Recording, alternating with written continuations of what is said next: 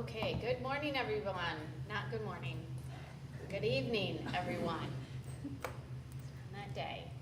Let's rise for the pledge, please. I pledge allegiance to the flag of the United States of America and to the republic for which it stands, one nation, under God, indivisible, with liberty and justice for all.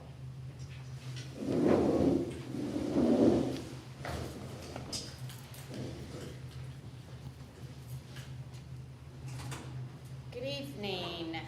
This first part of our meeting, we are going to open it up to citizen comments. So if anyone would like to approach the podium, you'll state your name and address. And this set of citizen comments is for anything on the agenda.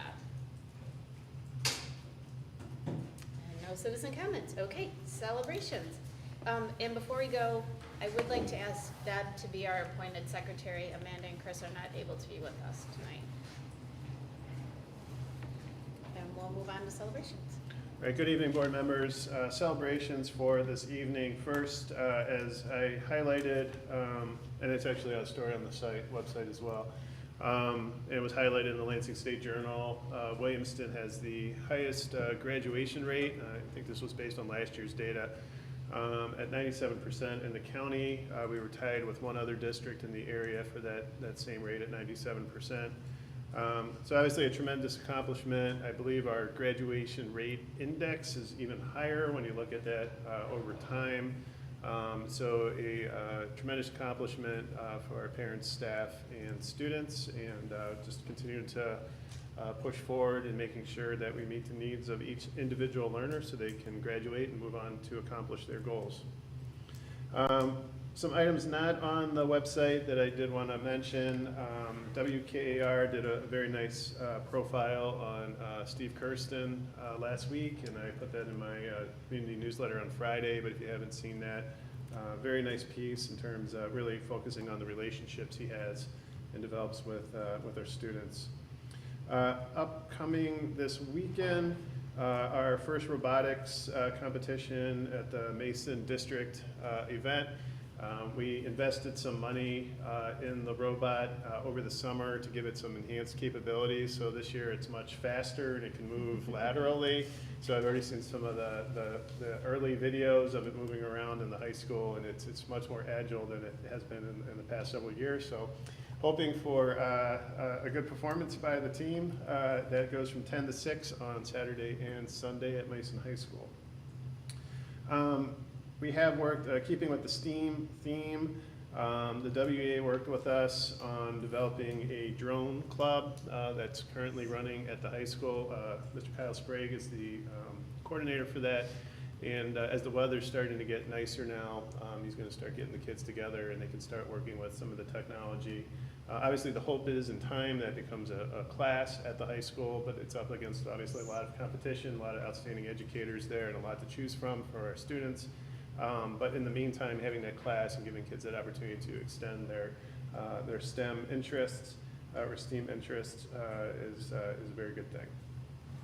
Again, keeping with the STEAM theme, the focus of my blog this past week was the MSTA conference, which was held ironically in Lansing this year. But the district was well represented there. We had 3 teachers present, and Becky Durling receiving her Presidential Math and Science Teaching Award. So I got to go to the awards dinner. Very, very nice event, and very happy for her, very well deserved. But high school and elementary teachers both all presented, and I think did some really, really nice work, and from all accounts, their workshops and presentations were well received by those who attended. And then finally, this will probably be a focus of an upcoming article or blog entry, but Cassandra Eberhardt, who was our reigning regional teacher of the year, teaches here at the middle school. She did her formal presentation to the State Board of Education last week. Got to watch that, the live stream of that. It was excellent. And so I'll be highlighting that in an upcoming something. I haven't decided if it'll be a blog or an article. She's also featured in the latest edition of the My proud Michigan educator that the MDE puts out, and she has a significant part in that video talking about her passion for the profession. So look for that in an upcoming publication of some kind. If you get a chance, it's a long presentation. She was there for a while. I'd say it's 20, 25 minutes, but it's definitely worth watching. She did an excellent job, and so just keep an eye out for that. Pending any questions, those are celebrations for this evening. Questions for Adam? All right, it's very exciting. We do not have an education update today. Superintendent's report. So upcoming presentation and discussion items are no currently scheduled. Committee meetings, our next 2 regular meetings are on the 7th of April and the 5th of May. May is when we start the handbook and ed update extravaganza. So no ed update tonight, but don't worry, they'll be coming your way here shortly. Moving on to professional development, that was covered on the 7th of March during that half day. Similar theme to what was done on the 14th of February in many cases. So going in the order that's in your packet, not necessarily the order in which the buildings move from grade level. But starting with Discovery, they continued their work on conscious discipline that took up the entire time of their PD session as it has throughout the year. The preschool looked at a variety of social emotional learning concepts. It mirrors the philosophy of conscious discipline, but is somewhat more tailored for the preschool audience, with the same conceptual idea. And they also looked at their literacy and behavior data and did some analysis of those. Generally, we'll see more about that in their updates or in our spring day-to-day internally at the district level. Explorer did a recap of their book study on conscious discipline. I was able to sit in on part of that recap. It was well received by the staff, and they mentioned, several staff members mentioned at that PD session that they're hoping to push those themes into next year and kind of continue that momentum going. So again, they've taken a different approach to the material than Discovery did, but the same concept. And then for the second half of their day, they worked, or they did a recap of where they're at with their math curriculum pilot. Moving on to the middle school, they started that session with the DOT activity. I probably mentioned this before, and I think Heather Lewis might have as well when she came in. But the nice thing about the DOT activity that the middle school did, which I haven't seen that before, it was all automated. So they had every student listed out on a Google sheet. And instead of kind of doing it on like a poster board or something like that, the teachers were all able to go in and put it into a shared doc, which will then produce the results much quicker. So Nate Gibson at the middle school created that. I thought it was just a really, really good idea.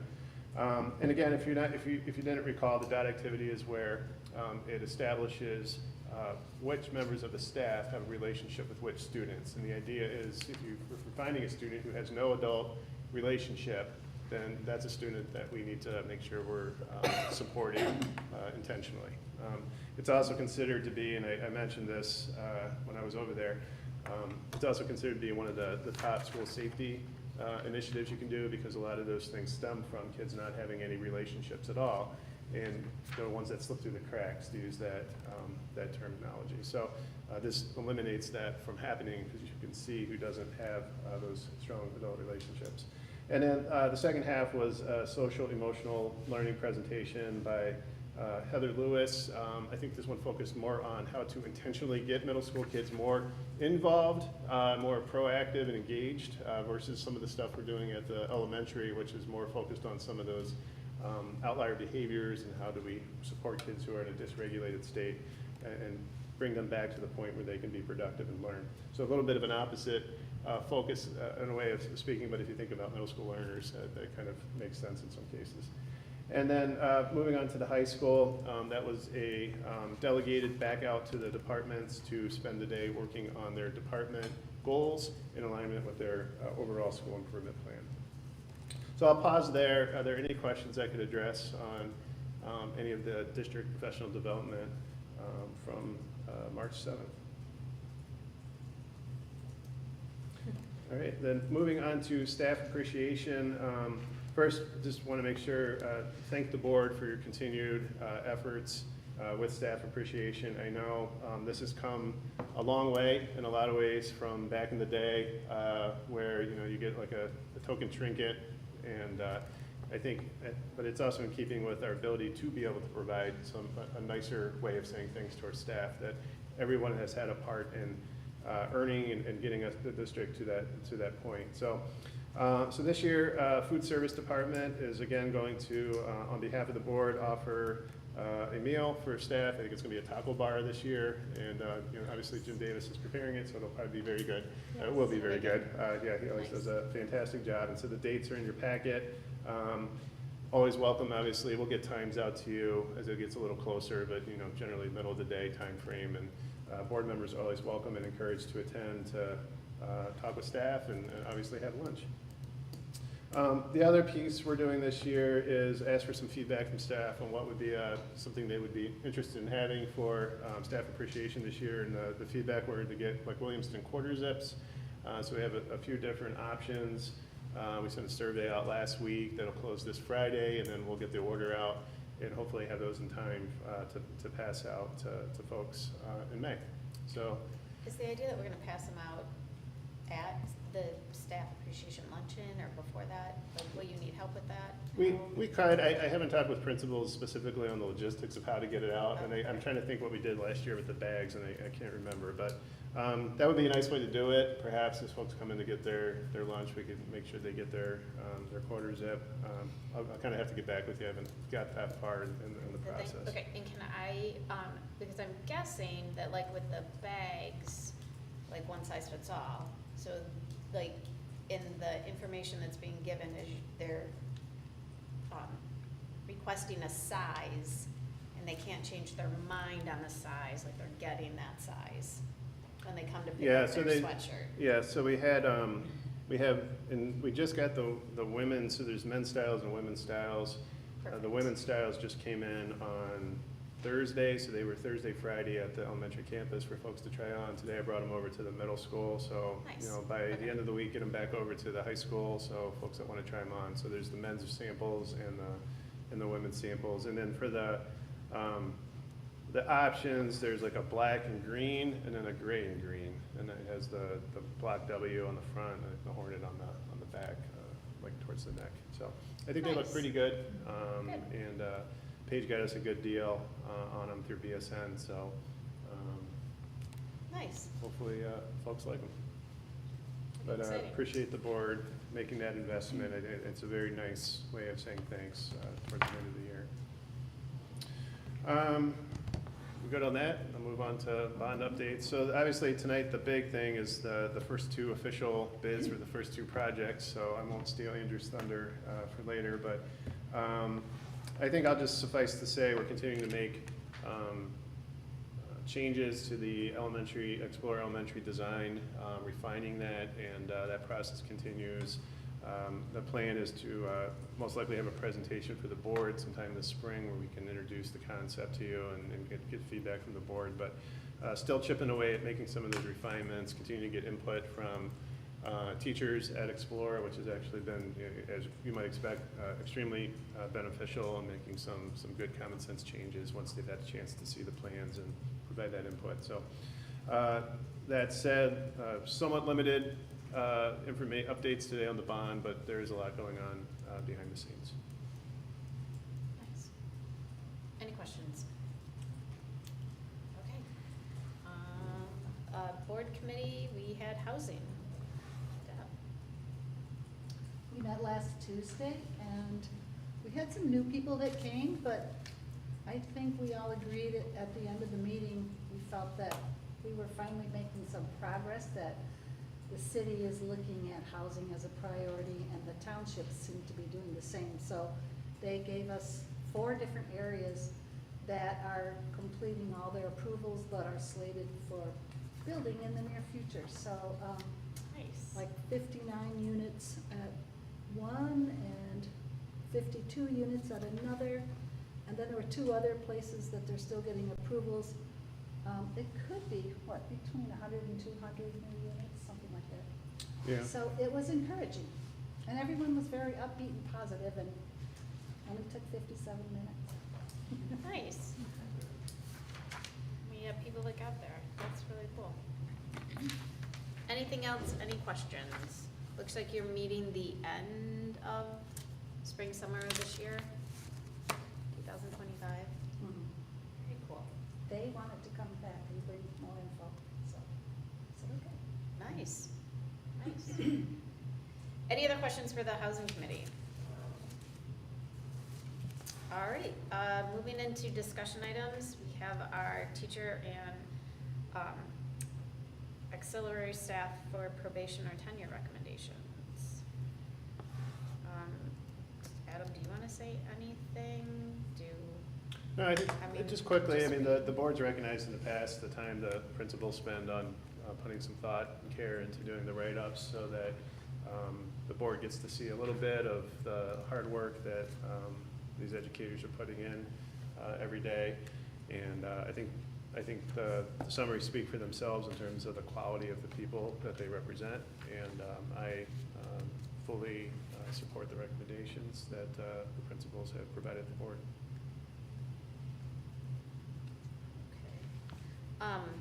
If anybody has any specific questions about a staff member, I would encourage you to reach out to Adam, and then he can get with the particular principal or something.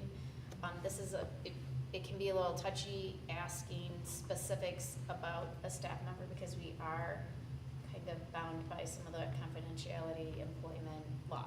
So these will go on our agenda for, when is our, April? The 7th of April. April. So these will be on the agenda April 7th. So again, if you have questions about a specific person, please get with Adam to get those answered before our meeting. Any other questions about that process? Okay. There's quite a few of them, wow. Next, purchase of a new school bus. Yay. Chris is not here, so do you want to take the new school bus? Or So, Sarah? I can if you want No, to. go ahead.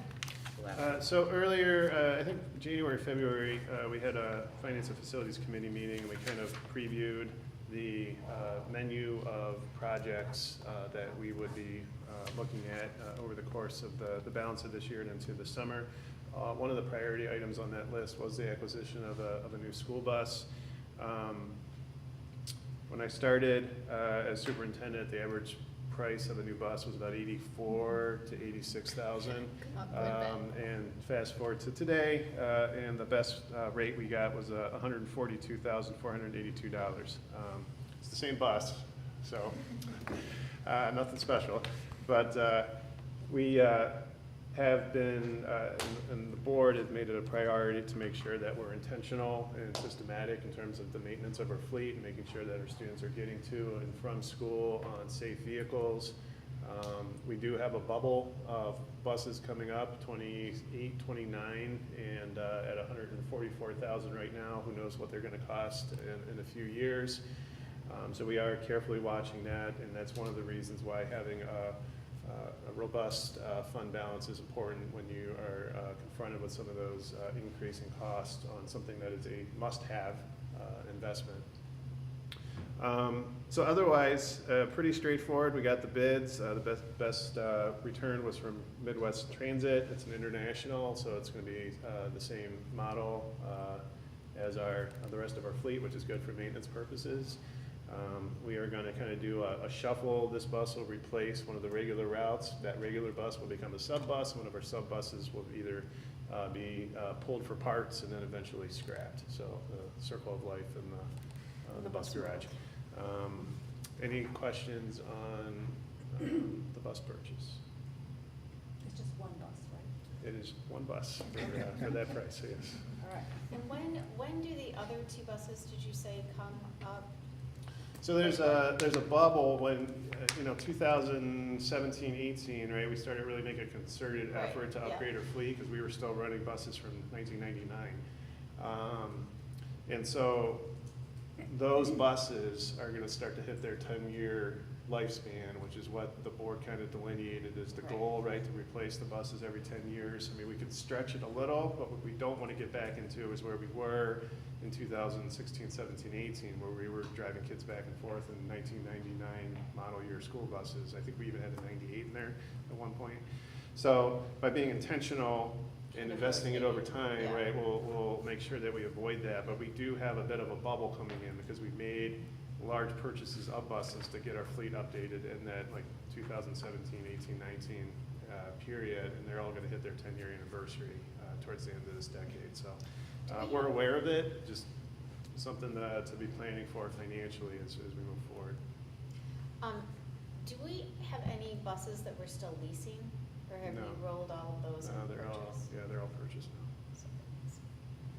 Adam, I'm not sure if you know the answer to this, but it says price doesn't include installation of radio or cameras, but that's included with the bus, right? We just have to do the installation ourselves. No, that's No, completely so- separate. So So we'll, the cameras and the radios are not included with the bus purchase. correct, that's all separate. Okay. So that'll get pulled and We can just put that, moved around.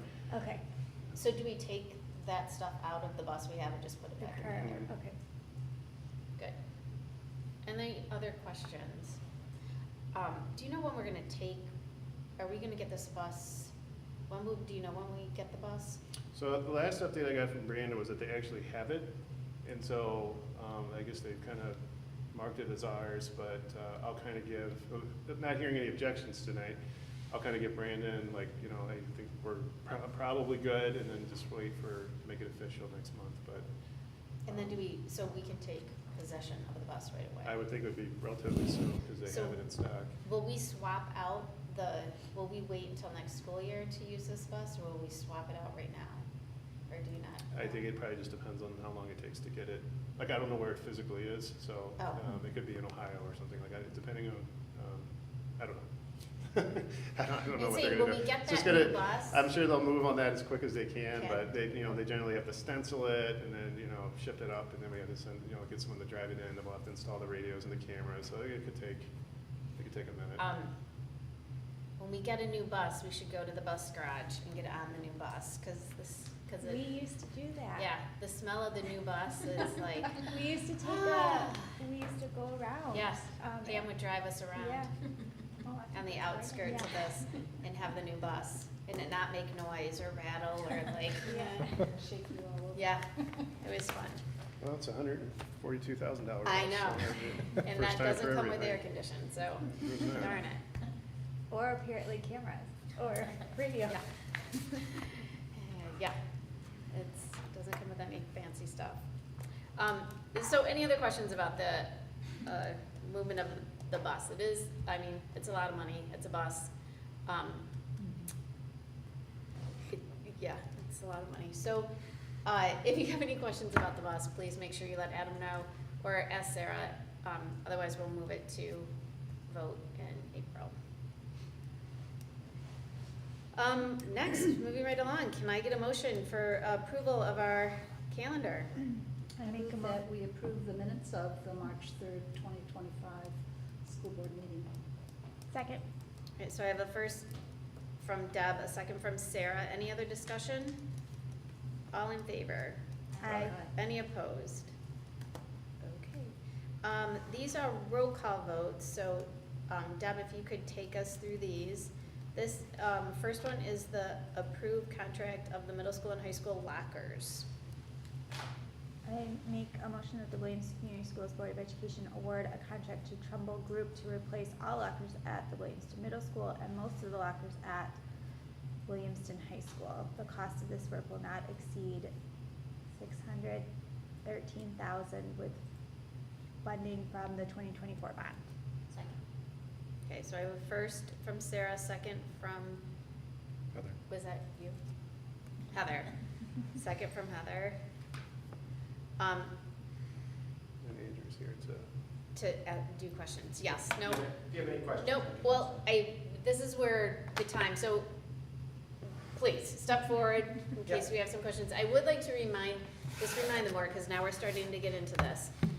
We've gone through many steps, like approving who we awarded contracts to from the different places and all of this. Part of when we approved them, we approved the bids and for some of the stuff they were gonna do, because we don't have, our next meeting is a month from now, or 2 weeks from now, whatever that timeline is. We do have some meetings where it's a month, and we don't necessarily wanna wait, especially if, steel goes up or whatever that might be. So this is one of those processes where this comes forward and we're going to vote on it tonight. So this is the time, if you have any questions about these lockers, to ask Andrew, or if you have anything you wanna say about the lockers. Our normal procedure is we go out to bid, we put this on Sigma, we put it out on Builders Exchange, I'll send it out to a whole bunch of other contractors. We'll have a pre-bid meeting where we'll bring them out here on site, show them what the project is. They're allowed to ask questions, what we refer to as RFIs, requests for information, answer them all, and then we take bids as a public bid opening, which we actually did in your admin building. But we did it virtually. Typically, 3 contractors per category is a typical number, depending on a lot of complexities of the project, what the timeline of the project is, things like that. So we were able to get 3 bidders for this project. We usually interview the bottom 2 contractors to make sure that they're gonna work out for the project. And also, one of the things we're always looking at is how safe are they. So we check what's called their EMR number. It's basically a number that their insurance company gives us to them, is how many claims that they had on their insurance over the past 3 years. We can make sure they're a safe contractor. We also make sure they're a financially responsible contractor, that they're not gonna go under halfway through the project and all of a sudden all of our lockers are gone. We don't have new lockers. Like, what are we gonna do? So we're always making sure not only can they get the job done, but are they safe and are they financially responsible for this project, that they're gonna do this project and not go under halfway through it. So we did all of those, and our low bidder, Trumbull, who I've worked with previously plenty of times, is the recommended contractor for this project.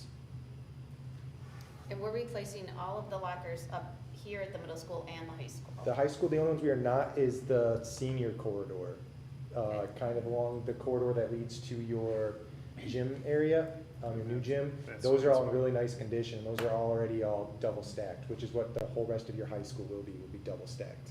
Here at the middle school, they'll all be single stacked, single lockers. So here at the middle school, it'll be like Yep. the 1 locker Correct. like we have now. At the high school, there'll be 2.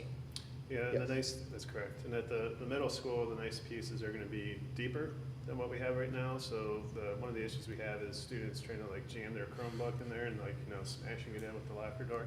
So now they'll actually be able to take the Chromebook and it should slide in lengthwise as they're deeper without the banging of the door and breaking of the screen situations we've had, so.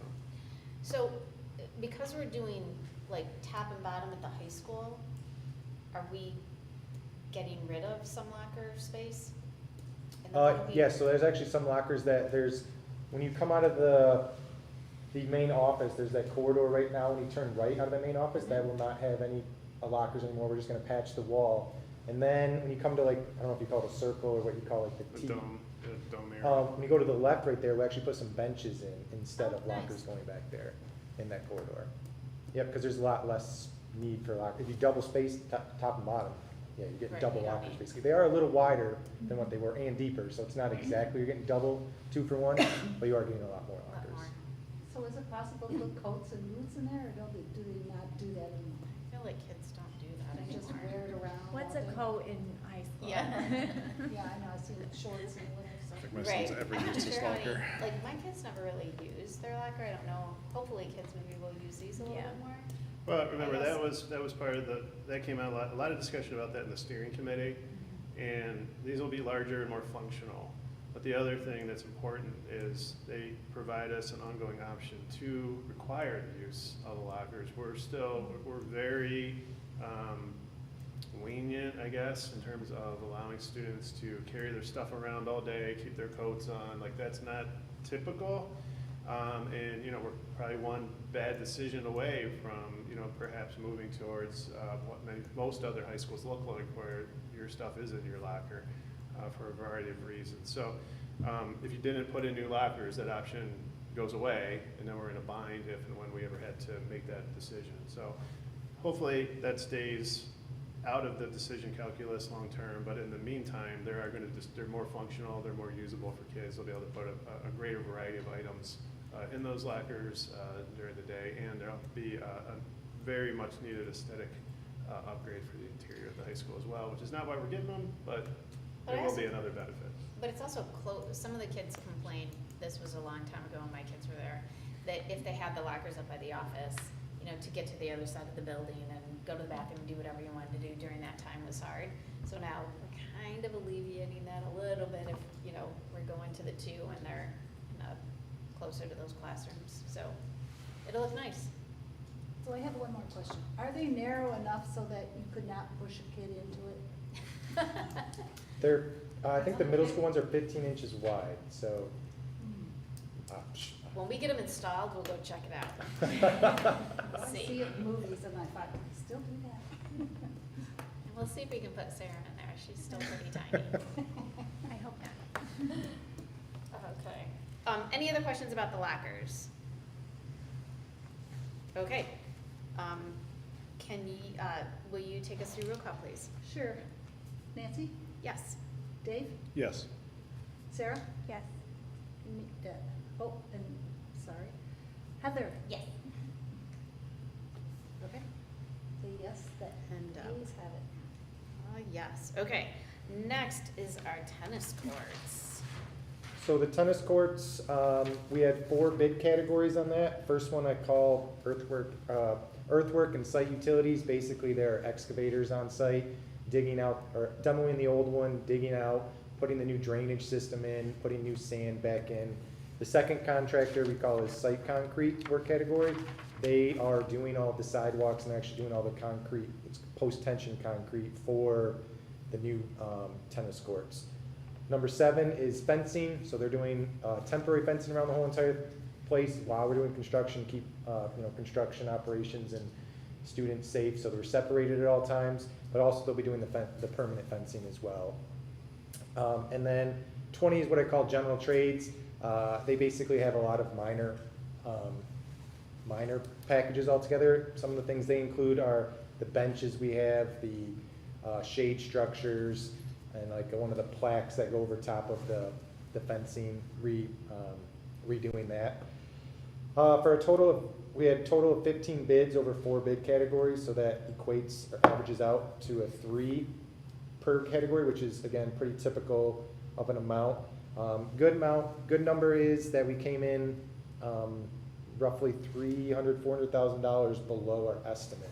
So Nice. we came in significantly low, which always helps, and then that'll just go back to the overall bond fund. So we save money on this project, that'll go to the next project that we can hopefully, use $400,000. I'm sure we'll find somewhere else to use it on all the rest of the bond projects we have.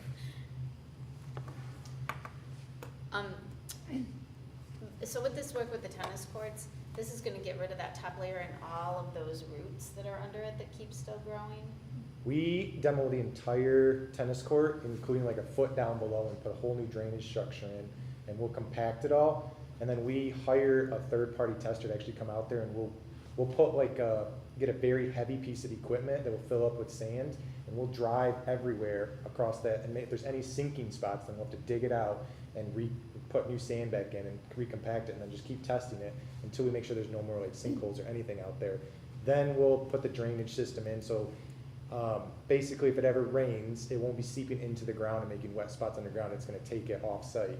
All the rainwater will be caught and taken off site, and then we'll put the concrete on top of it. And it's not just a typical concrete what you have out there. It's post-tension concrete, so it's got like a 10-year warranty, if not more than that. I know right off the bat of just no cracks whatsoever. So it's a pretty extensive process. It's time-consuming process, but it'll be a lot better product in the end to run. And will this be done for our tennis season, or this is scheduled to be done right after tennis? I am scheduled to start this May 15th, the day after your last tennis match. And I am scheduled to be complete prior to your fall season, but that everything has to work out perfect, including Mother Nature. Yeah. If Mother Nature gets involved, we're in conversations of what a contingency plan will look like. But that's not the plan. The plan is to be done. To be done, so we're starting right away. Oh, Correct. exciting. We have made contingency plans with 2 other area districts in case the start of the season needs to be moved off-site. And again, it's completely at the mercy Yeah, of what the weather will be like Mother in the Nature. summer. all right. I did kind of do this a little backwards. I should have asked for a motion before we went into discussion, so I apologize. So if you give us 1 minute, can I have a motion for approving the tennis courts? Move that the Williamston Community Schools Board of Education award contracts to the following companies for the replacement of the high school tennis courts. Iron Horse Excavation LLC for earthwork and site utilities at a cost of $274,500. Granger Construction Company for site concrete at a cost of $584,000. DeWitt Fence Company for fencing at a cost of $132,320. Trumbull Group for general trades at a cost of $194,743. Total cost of the high school tennis court replacement will not exceed $1,185,473 with funding from the 2024 bond. Second. All right, so I have a first Dave, second Sarah. Are there any questions for Andrew about the tennis courts, even though we've already asked him? Okay, can you take us through roll call, please? Nancy, Yes. Dave, Yes. Sarah, Yes. Heather. Yes. Deb. Yes. All right, motion carries. Nice. Thank you very much. We appreciate you being here. We have a couple of separate action items. We have some board policies.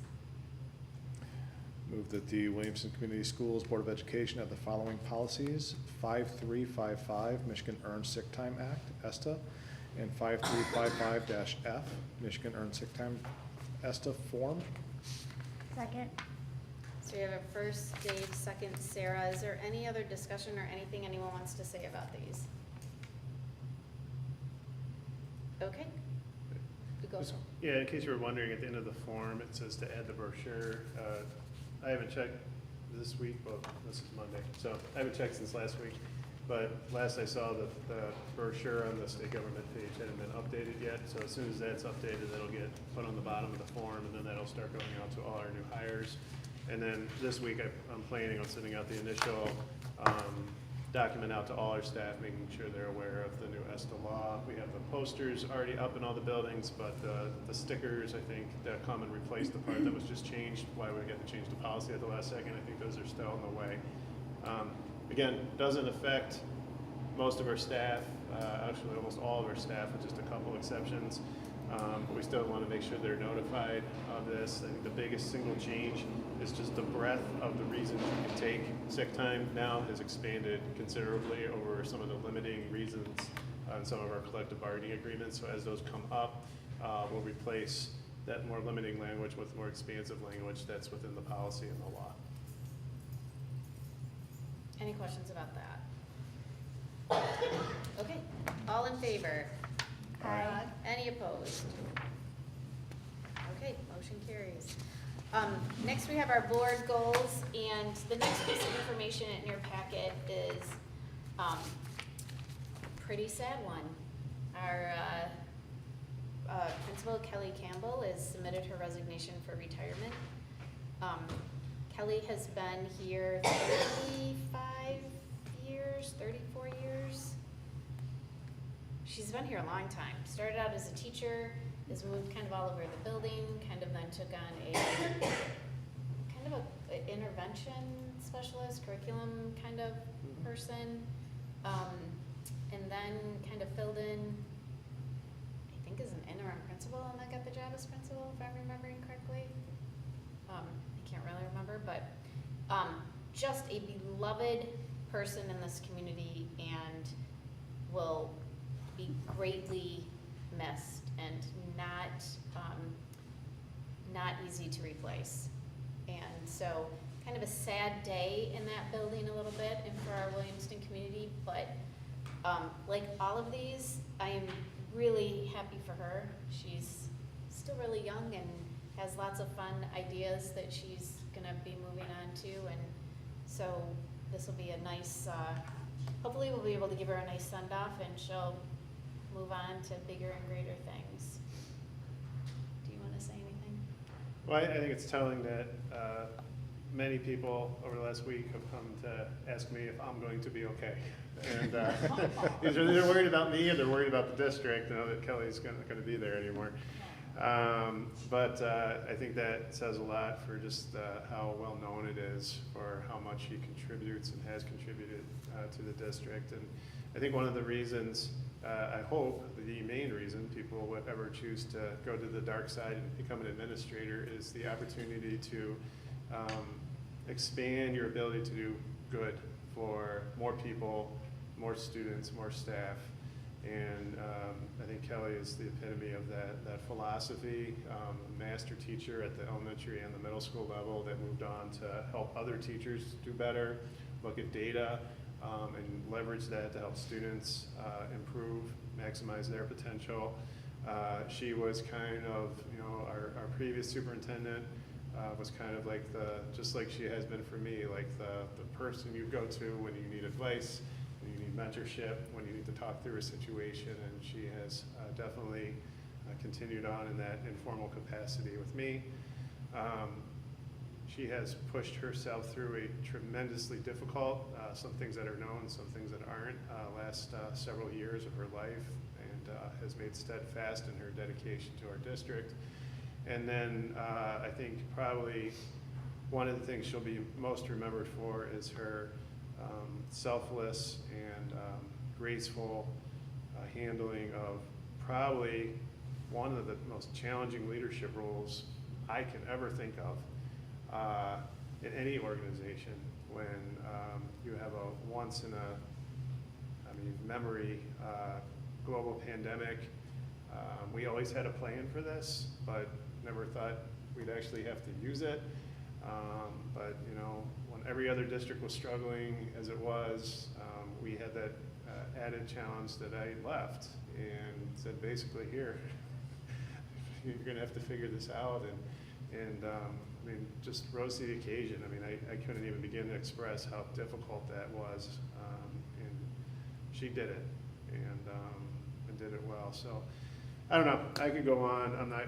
We have to end the meeting at some point. We'll have more time to honor Kelly later this year. But she's an incredible leader, incredible person.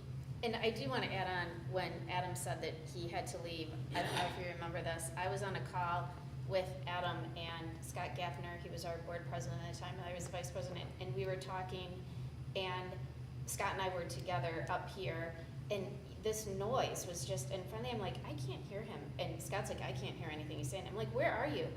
And he's screaming that he's like about ready to get on a plane. And you could hear like everything, and we're like, oh my gosh, okay, you need to go.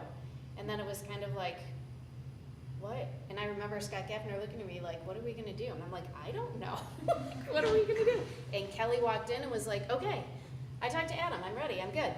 And we were like, okay, we'll see you later. Like, okay, and she did come in and took over, and Adam still was available by phone and helped us get through that. Don't cut yourself short of trying to manage two things, but she did just step in and got us through. So again, we'll be greatly missed. And this comes at a point to another citizen comments. Is there anyone in the audience that would like to address the board? This part of our meeting is open for board requests or reports. The evening of jazz last Friday was pretty remarkable to see middle school and then the high school perform. It's always fun. It's a great fundraiser and lots of silent auction items. I heard it was a great event. Great. Yes, very well attended and really fun. It was impressive. I was there, and also the week before I went to Freaky Friday, so it's nice the school can provide entertainment for the community. Yeah, it was lovely. Any other board reports or? All right, I will, if I don't talk to some of you, I think some of you probably have some spring break plans. Have a wonderful, safe time, whether you're staying home or flying off somewhere, but enjoy, and then we will see you back here in April. So can I have, oh, I do have one other thing. Why can't I think of it? We just had, your husband's the president of this group. Rotary just had its big raffle, and Joel Greering, who was a past board member, won. I knew his name sounded familiar. Yeah, so it's always fun. Chris sold him the ticket. I'm sure he did. It is always fun to have someone like from our community win That's those cool. exciting He said he things. needs the money. He's got one in college and I think another one coming up. Yes, I think he has another senior, I think his daughter's a senior. Yeah. His child's a senior. So, yes, that kudos to you and Chris and all of Rotary that helped put that on, but that was kind of exciting and fun to see. Now, I will ask for a motion to adjourn. Motion to adjourn. Second? So first Sarah, second Deb, all in favor? Aye. Any opposed? All right.